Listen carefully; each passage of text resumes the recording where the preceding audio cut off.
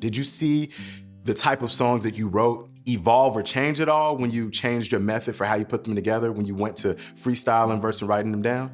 Yeah, I think so. I think because when you're writing things down, you stop the stream. Versus, when you're just thinking about it, you give yourself that time to think about it. And as songwriters, we make ourselves emotionally available to everybody. We go into a room, we have no idea what someone's gonna wanna talk about that day. So we have to always just be emotionally open, which makes it nice because then when you're writing for yourself, you're already emotionally open. You know how to tap into it and you know how to get there.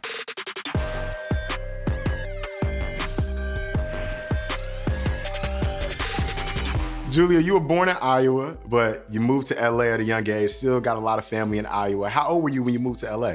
I was about 4, I think, when I moved to Iowa, but my mom actually moved back when I was 16. So I was going back every summer and every Christmas to be with her. But yeah, raised in California. What was your childhood like? It was interesting. Yeah, it was pretty simple. I mean, music was always around in our house. My dad was very into classic rock. My mom was very into country. My sister really loved Lauryn Hill and Whitney Houston. And then I grew up, born in '93, but really grew up in 2000s when I really got to understand what music was. And so I grew up with Britney Spears and Spice Girls and NSYNC and Christina and that kind of thing. Music was always very big in our house. And your dad had aspirations in the entertainment industry as well, didn't he? He originally said that he thought he was supposed to move to California for himself and then later realized that he was sort of destined to be here for me. That's what he always says, which is very kind. I appreciate that very much, even if it's a lie. And I understand he changed his last name as well, too, and that's the stage name that you use right now. Yeah, so my dad is Mexican and Puerto Rican, and my dad moved to LA to be an actor. Some dumbass agency told him that he should think about changing his name so that he could get more Americanized roles. So my dad's name is Juan Manuel Cavazos, and he changed it to Johnny Michaels. And when I started songwriting, I took Michaels because Cavazos is not an easy one to pronounce, and a lot of people, when they see it on paper, put the emphasis in different places, and it bothers me. So Michaels it was. What kind of songs were you writing early on? I was homeschooled, so I didn't have a lot of friends. So I was writing what you would think a homeschooled, angsty teenager was writing. Songs about heartbreak, which I didn't understand at the times. I was just whatever. I didn't really have a lot of people, so I made music sort of my friend and the thing that I confided in. And I still do that to this day. At what point did music become something that you realized, okay, this is something I'm gonna do with my life? I did a theme song for a Disney Channel show. I remember my dad being like, maybe you should go to college and figure out what you wanna do. And I was like, but I love music. And when I got that theme song when I was 17, I was homeschooled. I was in a charter school, and I remember all I needed was math to pass. And I was in my algebra class, and I got the call, and I basically mic dropped out of class, and my dad never said anything to me ever again about college. So I was like, I made it, even though I was 17 years old. It's ridiculous. Were there any things that you learned about the business, having started out that young, that kind of informed how you would navigate the business throughout the latter part of your career? I had a lot of mentors. Not a lot, I had 2. I had one that I would work with really early on, who I did the theme song with, a woman named Jolene Bell. And then after her, I met a woman named Lindy Robbins, and I had all my early success with her when I was 19. We did Miss Moving On for Fifth Harmony, we did a song called Firestarter for Demi, and we did a song called Slow Down for Selena, and they were some of the first songs we had ever written together. I always had a lot of really strong, talented, smart women around me, and I still do. My entire team is women. There's always ageism.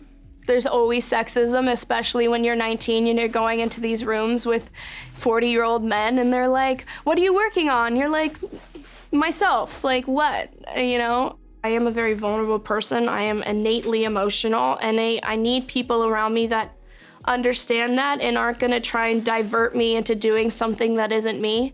At what point did you begin to sing these songs and start working on your voice as a songstress, as a vocalist? When did that transition happen? That transition really happened when I wrote Issues.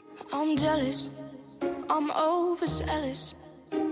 When I'm down, I get real down.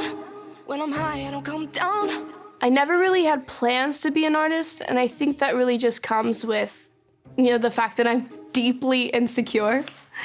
And had written Issues about an ex-boyfriend that I had that was a producer, and the day I wrote Issues was the day Sorry went #1 on Billboard. It was the first time that ever happened to me. I think I was 23 years old. It was huge. I mean, this is what every songwriter strives for. It's massive. And he did not let me feel that day. He was angry. He was upset with me. He was like, that should have been me. And I went to the studio that day. I was crying. I was so defeated and so sad. And I was with Benny Blanco and Stargate and Justin at the time, and they were celebrating Same Old Love because that had gone #1 on pop radio at the same time. And they were like, guys, let's just celebrate. Let's have a good day, blah, blah, blah, blah, blah. So I had Issues written down in my phone, and that's what we did that day. 'Cause I got issues, but you got 'em too. So give 'em all to me, and I'll give mine to you. That song was so personal for me that the idea of giving it to somebody else was like just unfathomable. And that was really like the start of it. Did you know once you recorded this that it would be that? Or was this just a song that you were doing for you to process the day you just had? I think the reason it resonated with so many people was because it was so different at the time.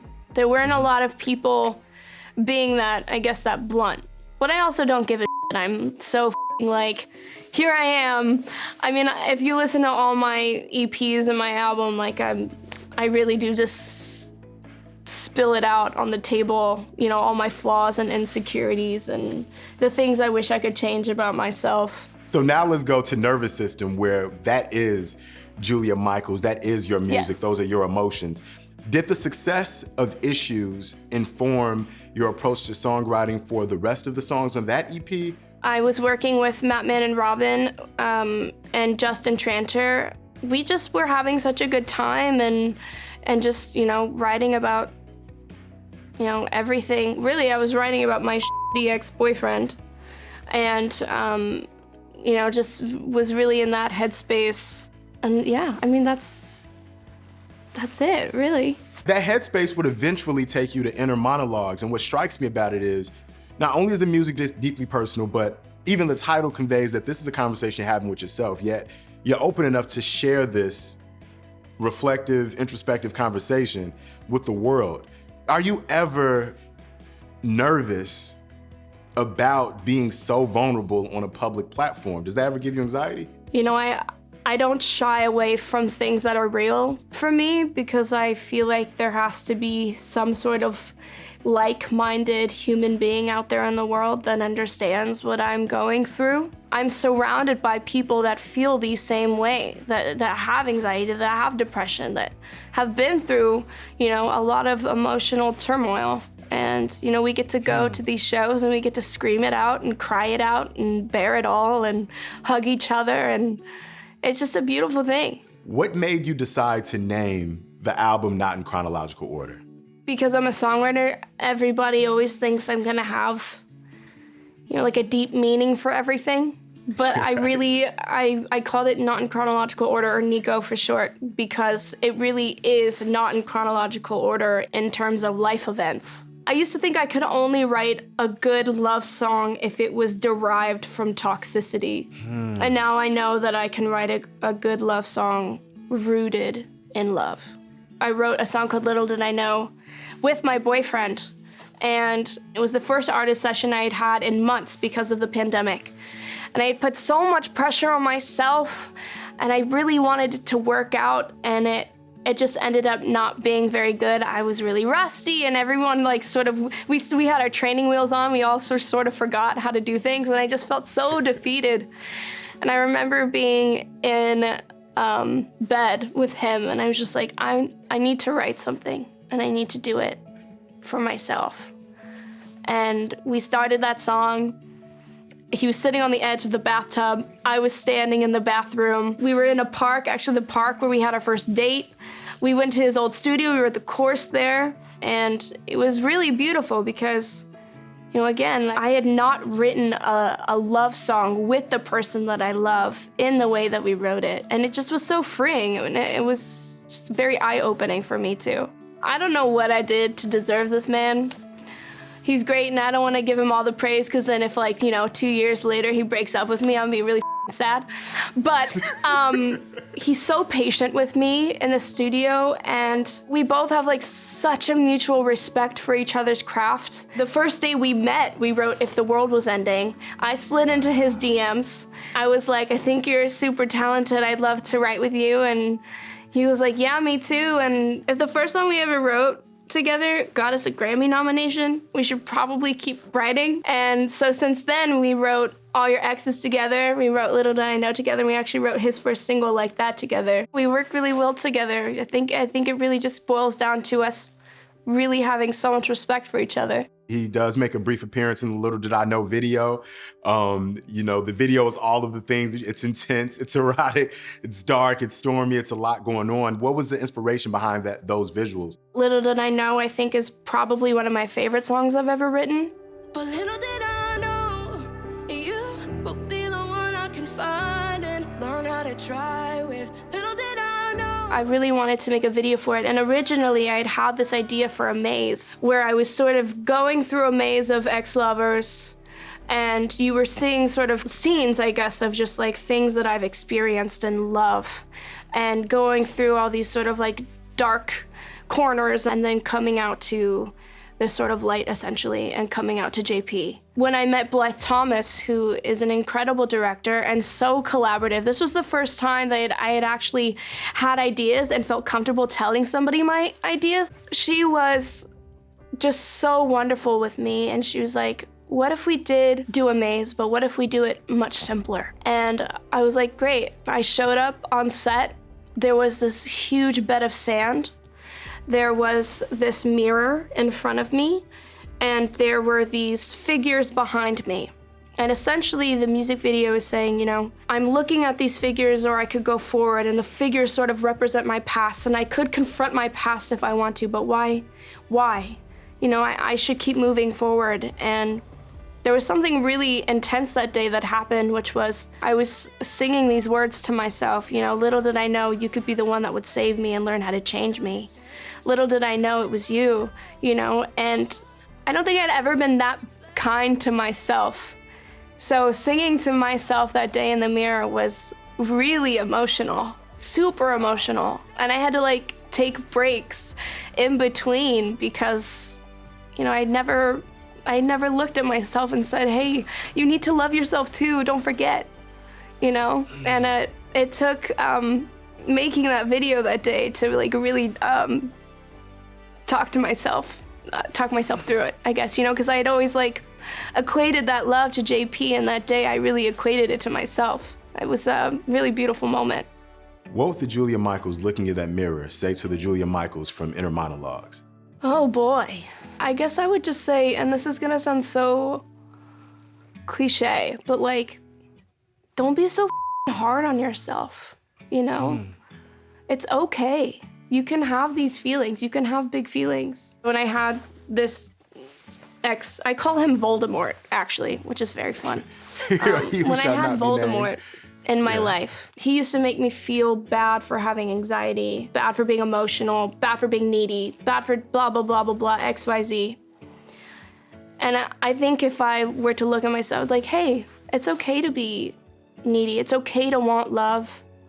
It's okay, you are good enough. And I think that's a big part of this album. You know, I used to think that I wasn't good enough for love, or that I deserved a certain type of love because of the way that I talked to myself. And, you know, I used to tell people like, you know, don't settle for anything less than you think that you deserve.